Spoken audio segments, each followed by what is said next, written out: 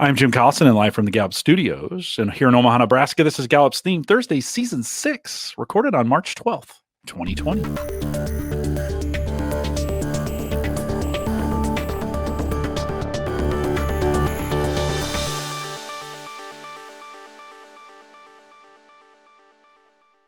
Theme Thursday is a Gallup webcast series that dives deep into the CliftonStrengths themes, one theme at a time. This season, based on developing teams and managers with CliftonStrengths, and today is the kickoff for the influencing domain. If you're listening live, join us in our chat room. Love to have you there. There's a whole bunch of people out there right now. There's a link right above me in the video window there where you can click on and to join us in the YouTube instance. If you're listening after the fact, send us an email, coaching@gallup.com. Don't forget, if you're on YouTube, subscribe to us there. If you haven't yet started listening to this as a podcast, all the cool kids are doing it these days, you might want to search Gallup Webcasts on any podcast player, Android or iPhone, and you can subscribe to it from there. Micah Librant is our host today. She's a workplace consultant here with me at Gallup. And Micah, always great to see you. Welcome back to Theme Thursday. Thanks, Jim. Great to be here. Good to be here as well. We are kicking off the influencing domain. How are we going to do that? Yeah, so this season, you may have been listening sequentially, and if you have, you know that we are exploring the dynamics present within teams and how CliftonStrengths can help bring those dynamics out really on purpose.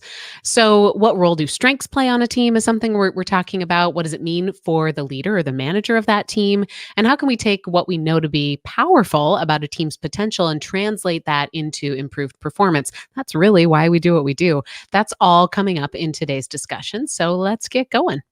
So when we look at CliftonStrengths, we see 4 domains. What are those? Yeah, you'll notice that they're color coded.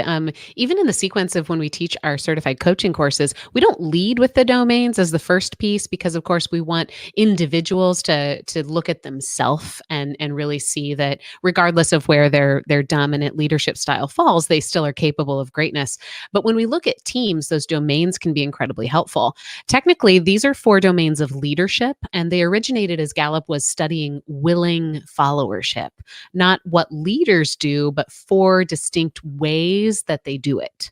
So these domains describe your general default for how you lead other people.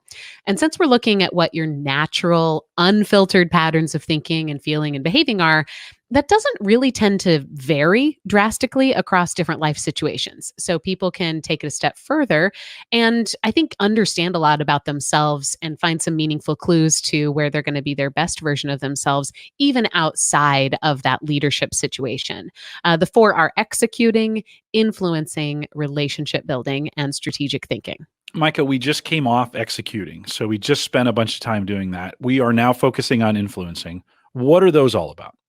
So remember, this was originally developed, as I described, to talk about leadership styles. So leaders who lead through influencing help their team reach a much broader audience.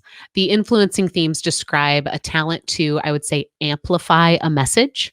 When an idea, a person, a team passes through someone with strong influencing talent, more people end up learning about it, or hearing about it, or being on board with it. But it's more than being like an influencer with a capital I and a badge on Instagram. The influencing themes really describe talents that tend to be externally focused, aware of the perceptions of others, and in touch with an audience. There's a good amount of presence associated with influencing, meaning if you're someone with strong influencing talents, or we say maybe that's what you lead with, you're somebody who knows that other people are watching, and that fuels you. Maybe as an opportunity to serve them, maybe as an opportunity to teach them or show them. I love that word amplify. I've never heard it used before in the terms of influencing, and actually become a little bit of a mantra for me in that. We'll spend more time this season kind of flushing that out. What are the influencing themes?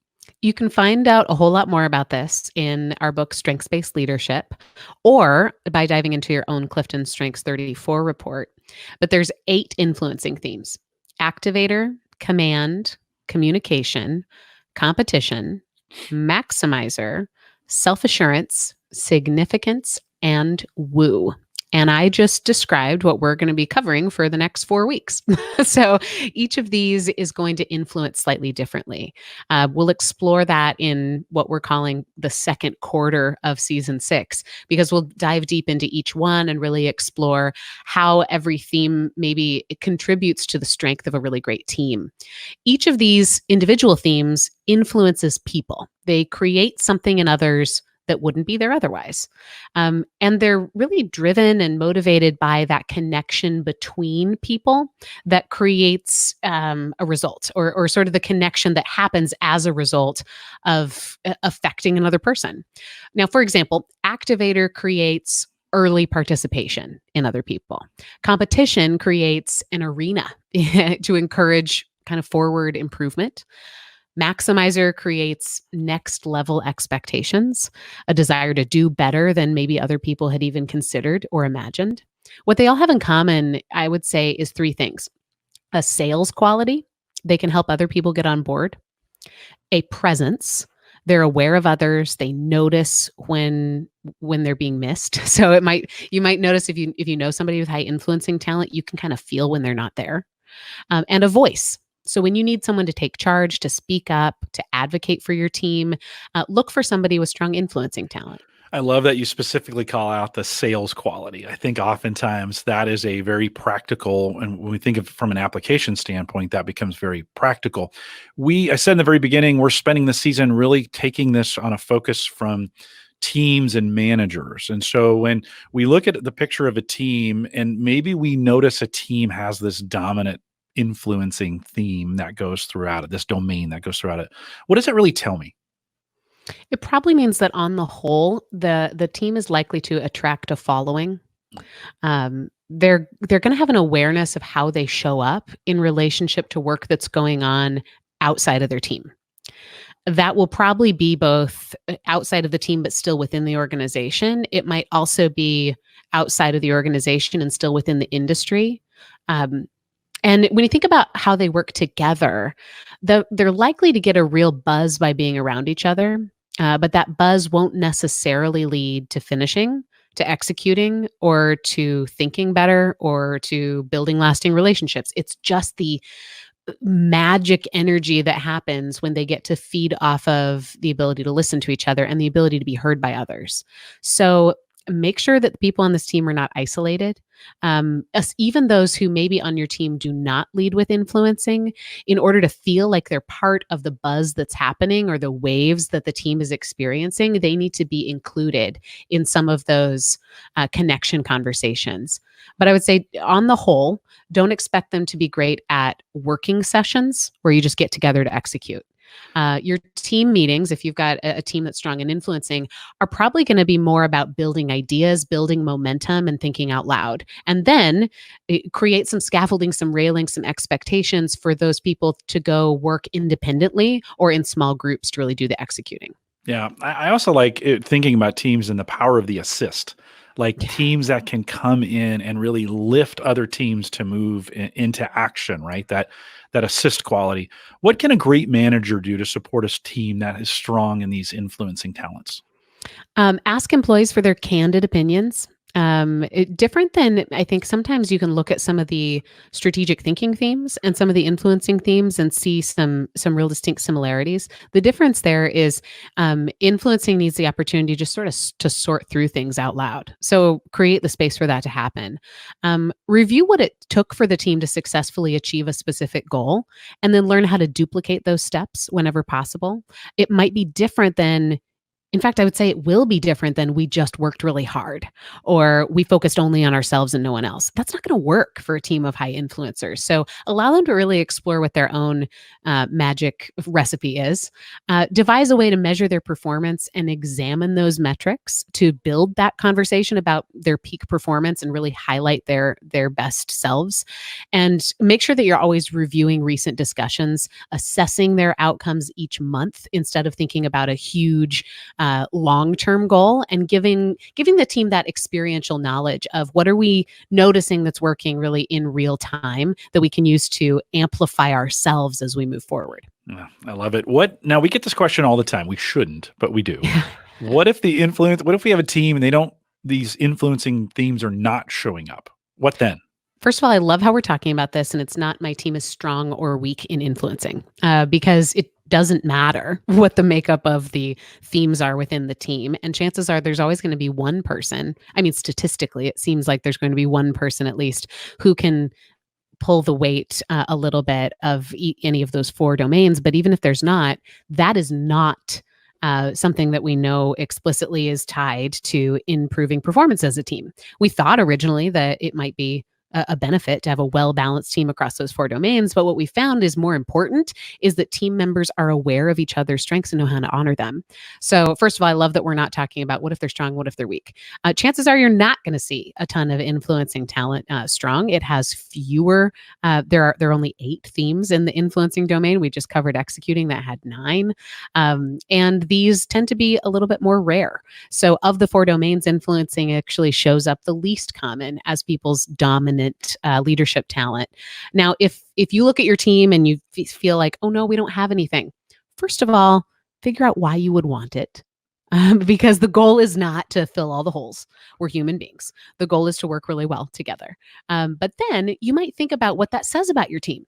Is it a benefit to not have high influencing talent? You don't need to teach people to pull on talent they don't have, but you might be able to manage this really, I think, efficiently and effectively as a manager. Think about making a list of team goals and posting them where employees can see them every day. Again, thinking about how do you do that natural refresh that a team with influencing would be doing anyway. Get input from the team when possible of making the best informed decision. So you're really leaning into different ways that they're going to feel connected other than influencing. Create regular measures of success and share what it takes to achieve that goal. It sounds like some of these are pretty similar as what you would do with a team of high influencers, but really it's about focusing on the talents that they do have and then using them pretty purposefully. Support employees in making commitments and holding them responsible, thinking about how can you if they do need to influence, if they do have a message that they need to get out, helping them craft that message and all feel very confident about being able to repeat it in a way that they believe in a way that connects to the talents that they have present, instead of expecting it just to happen on the fly, is also a good idea. Micah, I'm never surprised in a group like this when I throw out the word sales, that it sparks this interesting conversation. We've had like a conversation within the show going on in the chat room about sales. How some people gravitate towards it, other people don't, regardless of just their experience and their background. So, how could influencing this domain get in a team's way? Let's talk about that. Check yourself right now if you're somebody who's worried about the word sales, and ask yourself why in your history that has been negative. I didn't mean it as a negative. I think that you have to. Why is sales bad, but buy-in isn't? Right. Yeah. It's about getting people on board. It's about togetherness. It's about connection. It's about advocacy. So I think that is important. And let's not say that it's wrong if you've kind of bristled when I use the word sales, but ask yourself a little bit more of what's in that. What are you feeling and what's in it? I think sometimes sales equals closing. And I think that's the part that people like, in other words, like the hard contract, get people to sign things, take money. That's not necessarily, that is an aspect of sales, but the winning, the influencing, the affecting, the changing, that's a sales job, right? That is all going in. You and I are doing a sales job right now because we're trying to influence you to change your mind, right? And part of it is authentically believing in what you're doing enough that you want to share it with other people to the point that they are involved on their own. That's what we mean by sales. Yeah. Yeah. So as we think about this energized amplifying in it, where could it get in the way? They could be more excited by amplifying other people's ideas than they are evaluating for proof or standing consistent on their own. They're likely very impressive to listen to. But if they're not, as a team, if you've got a bunch of influencers and they're not listening to each other, then the message that they're sending more broadly could be mixed and confusing or inconsistent. I will also say, you can spend a lot of energy trying to curate the ideal team, but there is no proven connection between having a dream set of dominant themes in a group and that group doing anything any better. So part of what we need to be doing as coaches and as managers and team leaders is making it a regular habit to talk about talent. Get into the habit of having strength be a conversation, just like you would talk about expectations, timelines, celebration. All the much more important when maybe you're not seeing each other, or you're remote, or you're spread over time or distance. Having that meaningful feedback on a regular cadence is paramount to building engagement, and I was going to say building buy-in, but now I'm not so sure. I don't want to sound too influential on that one.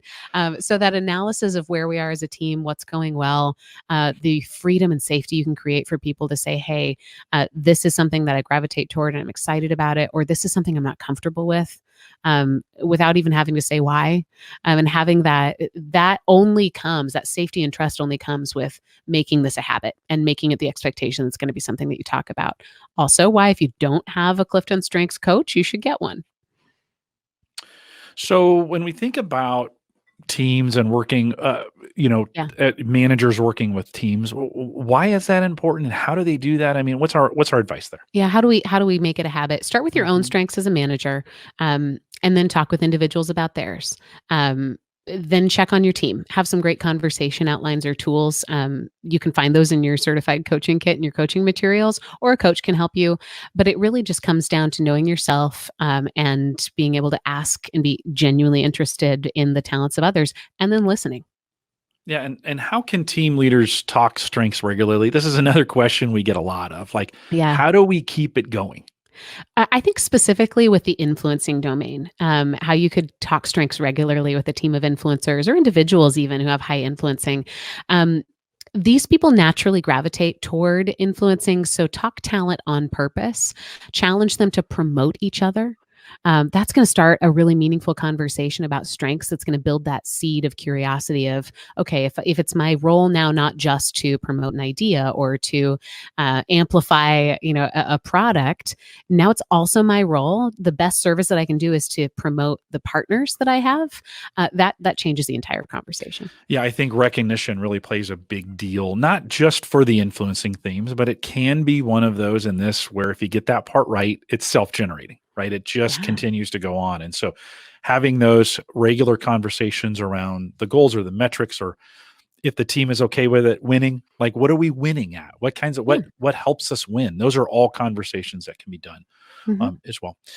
Micah, this season, during season 6 here, as we did in season 5, we've been spending some time on talent mindfulness. We're not going to skip it for this one. You've got one all queued up for us as well. So Of I'm excited to course. hear what it is today. Great. Me too. I feel like I need this today. We all Um, do. Let's just be honest. We all do. Crazy times. yeah. So we're really focusing on managers and teams this season, and managers need mindful moments, even if it's only 3 minutes, even if it's only 10 seconds. We know that managers tend to shoulder the weight of an organization's performance, and they do it while juggling the shifting needs of customers, leaders, teams, and their own experience. So that's why this season we're keeping talent mindfulness here, and I really want to encourage it to focus on you, the person listening to it right now. Talent mindfulness is a practice. It's a way to put your own experience at the center of your focus and your own talents at the topic of your thinking. It'll be 3 to 5 minutes, something different to escape from the buzz of your typical day. And I encourage you right now to just stop gathering information for future use and instead allow yourself the space to just practice. Right now, whether you're a manager or not, whether you lead with influencing or any of the other 3 domains, let's start by exhaling, really emptying yourself of where you've been today. As you inhale, stretch your head to one side, really lean toward one of your shoulders. And then exhaling, bring your head up to center. Take one more deep breath in as you lean your other ear toward the other shoulder. Exhale as you bring your head back up and breathe and sit normally. Today, I'm going to ask you to reflect on a few different moments in your recent history. And the goal, I hope, is that I help you better understand how you influence. There is not a right or wrong answer to any of these questions that I'll ask you. And you might find that you don't easily recall an answer to some of them. That's okay. You might need to give yourself a little bit of time. Think about this over, the course of the rest of your day. Come back to this often or try it again tomorrow and see what comes to mind. Remember, it's a practice. At the end of these reflection questions, I'll help you summarize what you're thinking about and draw out a theme. You're welcome to write down your answers, but if you can also just sit back and close your eyes, I encourage you to do that too. In the past 3 months, think about a calendar of when that would have been. When has someone come to you for advice or asked for your opinion? Think about a specific time. What was it about?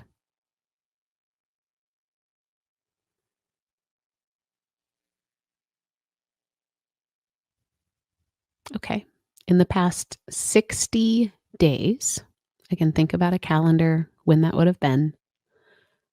When was a time you created excitement or joy?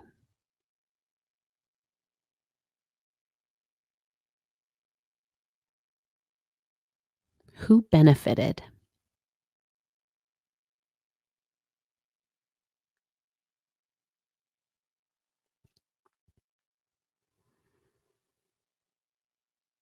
In the past few weeks, when have you encouraged someone to feel confident?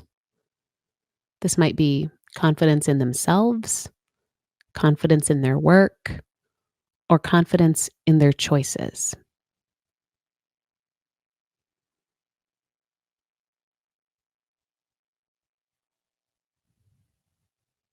How would that person describe the influence you had on them?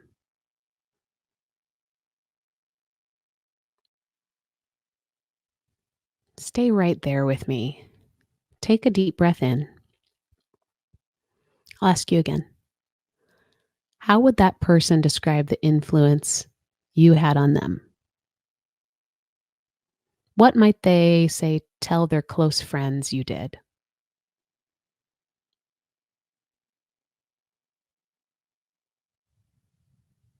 We don't all influence in the same way, but we all do. Influence is about others. Life is about others.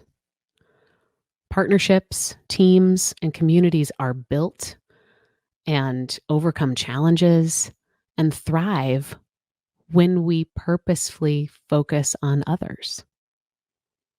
And when you're at your very best, when you're healthy, calm, and intentional, what positive effect do you hope you have on others? That's worth repeating. When you are at your very best, healthy, calm, and intentional, what positive effect do you hope you have on other people?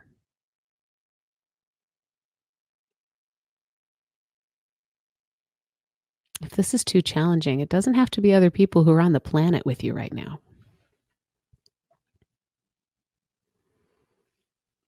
Hear this now. You're already having more of an effect than you think. You are seen, you are followed, you are inspiring. Keep going. That's your talent mindfulness for today.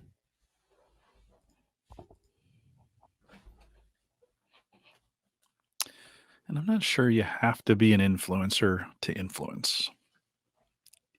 As you talked about that, I was just kind of thinking of the other roles, and we spent some time the we versus me. And I think when we turn those outward on other people, they become very, very powerful. And so great job on talent mindfulness today. We'd love to hear your stories, by the way, on this. This one is a great one to what are you doing and how are you making a difference in people's lives? And what have they said back to you? And so jump in our Facebook group, facebook.com/group/called to coach. Join us in the LinkedIn group. Just go out to LinkedIn because some of you aren't on Facebook. Search Clifton Strengths Trained Coaches, and we'd love to hear some of those stories as we kind of dive into this influencing thing. Micah, anything else you want to add before we go? Everybody influences. They do. They do. They do. Well, with that, let's influence a little bit. We'll remind everyone to take full advantages of all the resources we have available now in Gallup Access. Head out to gallup.com/CliftonStrengths. Best way and easiest way, especially because it leads you right to the strengths dashboard when you log in. So if you're going to do it that way, great way to get that done. We also have a ton of written content. These programs for all of this season, and I think all of season 5 are transcribed, so you can go out there. I may be wrong on that one, but you can go out there. I just can't remember when we started doing that. They're available at gallup.com/CliftonStrengths. Lots of great materials for you there as well. Don't forget, while you're out there, subscribe to the Clifton Strengths newsletter. It's kind of at the bottom of the page, just about every page we have. You can sign up and subscribe, stay up to date on everything that's going on in the strengths community. Austin's behind that. He's in the chat room right now. And we'd love to have you sign up and get that newsletter on a regular basis. If you have any questions about anything we talked about or want to engage with us in some way, we have an email address, super easy, coaching@gallup.com. It covers everything. Just send it to us. Our lead response folks are the best on the planet. They'll get you routed to the right person as well. I get that question a ton. People are like, well, how do I do this? I'm like, coaching@gallup.com. If you want to join us for a course and see where they're at around the world, courses.gallup.com. You may be listening to this in 2021, and we keep that up to date all the time, including what's going on around the world today. So courses.gallup.com. If you want to join us live, and why wouldn't you, right, Micah? I mean, let's influence a little bit. If you haven't joined live, fix that about yourself. That's right. head out to gallup.eventbrite, B-R-I-T-E, Bright, gallup.eventbrite.com. Mark's gonna have fun putting that one in the transcript. And join us out there, follow us there, and you'll get a notification every time we post something new. I mentioned the Facebook and LinkedIn group. Join us there today. Thanks for joining us today. If you're listening live, stay for the post show. It's an important one. If you're not listening live and you're listening to the recorded, just go to the next podcast. It'll be there as well, and we'd love to see you out here live. With that, we'll say goodbye, everybody.